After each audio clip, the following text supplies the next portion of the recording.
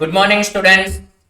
Last લેક્ચરમાં આપણે ન્યૂટનના ગતિના ત્રીજા નિયમ અને તેના ઉપયોગો નવો ટોપિક શરૂ કર્યો હતો, જેમાં આપણે ન્યૂટનના ગતિના નિયમો અને એક્શન રિએક્શન પેર વિશે થોડી ઘણી માહિતી મેળવી હતી.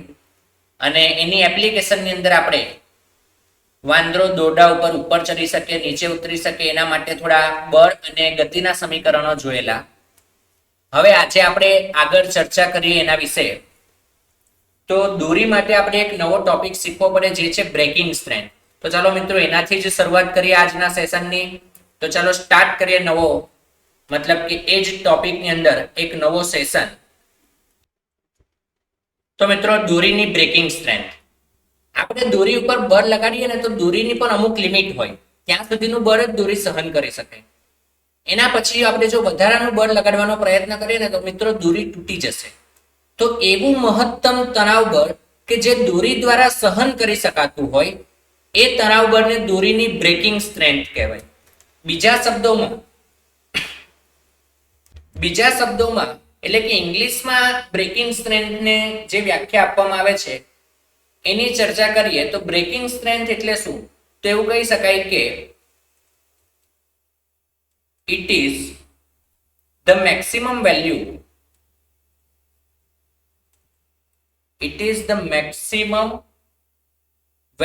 of tension એટલે તણાવ. maximum value of tension that the string can bear,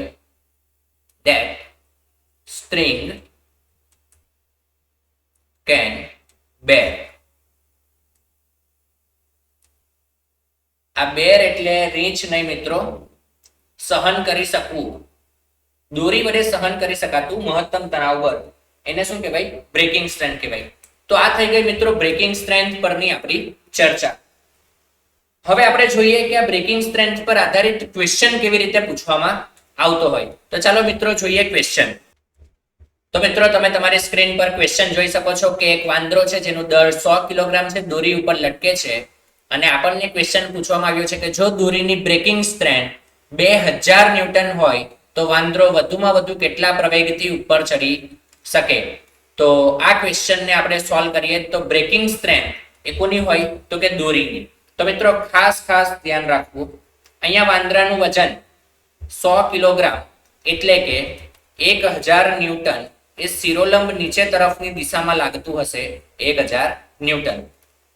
ઉપર તરફ તણાવ બળ લાગતું હશે કે જે વાંદરાને ઉપર તરફ ખેંચતું હોય. મિત્રો આ જ તણાવ બળની કિંમત જ 2000 ન્યૂટન હશે, કારણ કે દોરી વધુમાં વધુ કેટલું તણાવ બળ સહન કરી શકે ત્યાં સુધી વાંદરાનો પ્રવેગ વધતો હોય તો કોઈ વાંધો નથી. તો વાંદરો ઉપર તરફ એ જેટલા પ્રવેગથી ગતિ કરશે, અને જ્યારે ટી ની કિંમત 2000 ન્યૂટન લઈએ ત્યારે એ જે હશે એ મેક્સ હશે, મહત્તમ પ્રવેગ. બરાબર છે? તો ટી બરાબર 2000 ન્યૂટન એ આપણે લઈ લઈએ તો અહીંયાથી આપણે લખી શકીએ T minus 1000 is equal to 100 કિલોગ્રામનો વાંદરો એ મેક્સ આટલા પ્રવેગથી ઉપર તરફની દિશામાં જશે. તો ટી બરાબર 2000 છે minus 1000 is equal to 100 A max.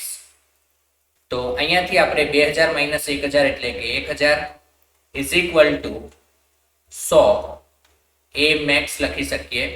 અને અહીંયાથી આપણને મહત્તમ શક્ય પ્રવેગ મળી જશે. એ મેક્સ બરાબર 1000 ભાગ્યા 100 એટલે કે 10 મીટર પ્રતિ સેકન્ડ સ્ક્વેર.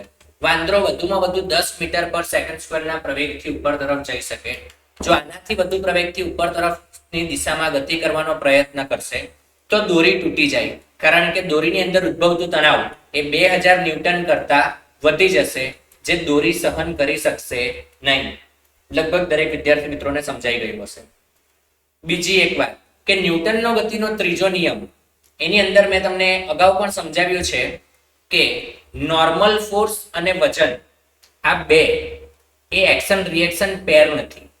કારણ તો કે એક્શન રિએક્શન પેર થવા માટે મૂલ્ય સમાન હોવા જોઈએ અને દિશા વિરુદ્ધ હોવી જોઈએ. હવે આપણે તો એવું જ ગોખેલું હોય કે વજન નીચે લાગે ને નોર્મલ ઉપર લાગે એટલે n બરાબર mg, પણ મિત્રો દરેકે દરેક કિસ્સામાં n બરાબર mg હોતું નથી.